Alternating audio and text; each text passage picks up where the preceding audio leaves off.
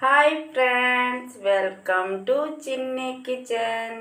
ఈరోజు రాగి పూరి చేయబోతున్నా.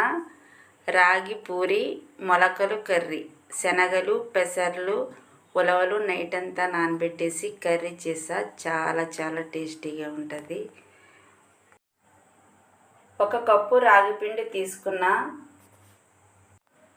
ఒక కప్పు రాగి పిండికి 5 స్పూన్లు గోధుమ పిండి తీసుకోవాలి.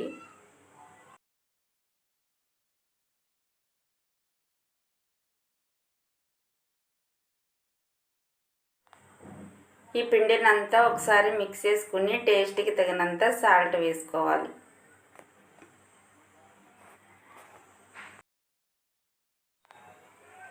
ఈ పిండినంతా చేతితో ఒకసారి ఇలా మిక్స్ చేసుకుని కొద్దిగా వాటర్ వేసుకుని చపాతీ పిండిలా కలుపుకోవాలి.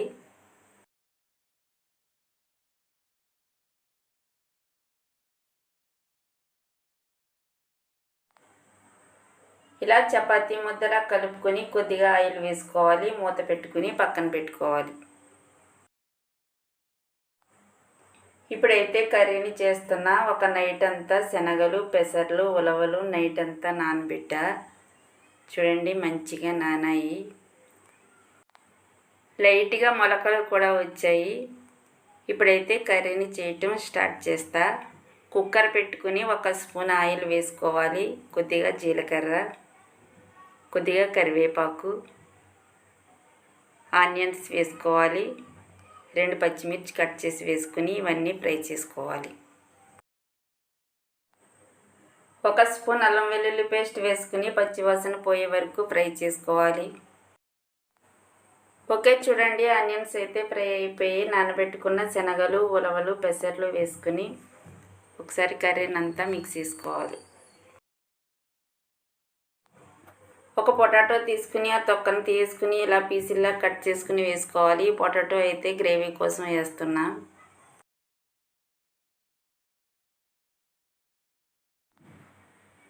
ఒక స్పూన్ పసుపు వేసుకోవాలి.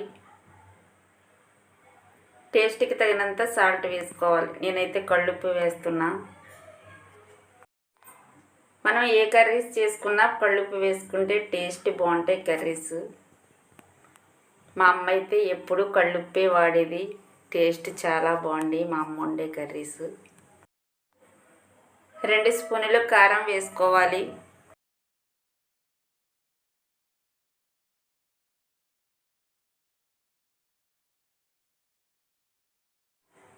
ఈ కర్రీ అంతా ఇలా ఒకసారి మిక్స్ చేసుకుని 1 గ్లాస్ వాటర్ వేసుకోవాలి.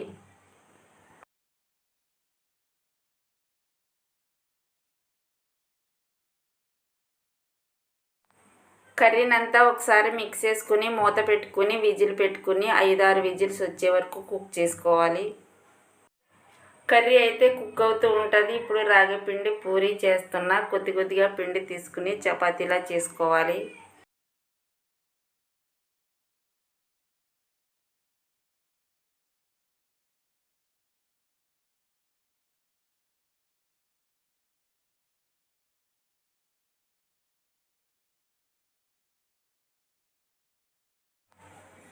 ఇవన్నీ ఇలా చేసుకుని పక్కన పెట్టుకోవాలి.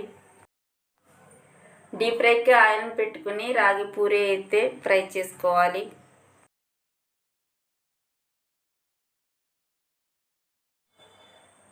చూడండి, రాగి పూరీ అయితే రెడీ అయిపోయింది. మిగతాయి కూడా అన్నీ ఇలాగే ఫ్రై చేసుకోవాలి.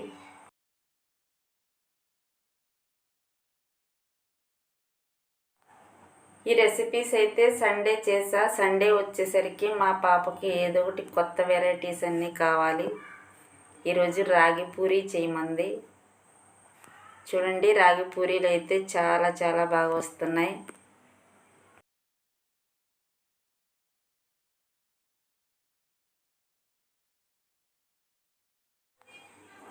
రాగి పూరీలు అయితే ఫ్రై చేయటం అయిపోయింది.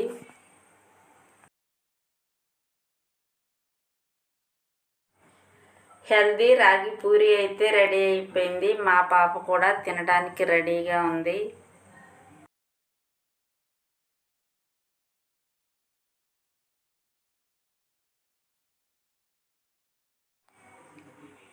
ఓకే, చూడండి, కర్రీ కూడా రెడీ అయిపోయింది.